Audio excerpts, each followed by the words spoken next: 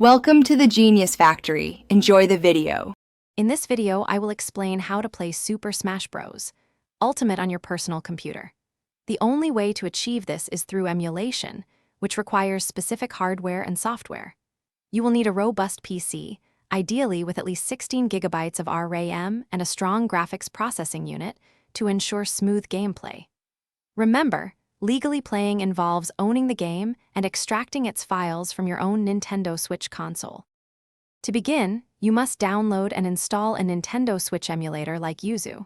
This software acts as a virtual console, allowing your PC to run Switch games. Next, you will need to extract the latest firmware files from your physical Nintendo Switch.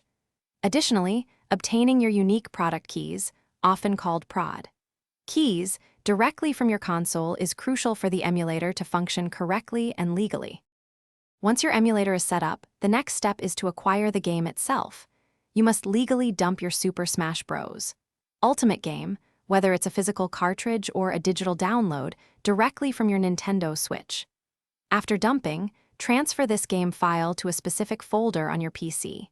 Then, within the emulator, configure settings like resolution and scaling to enhance your visual experience. Finally, connect your preferred controller.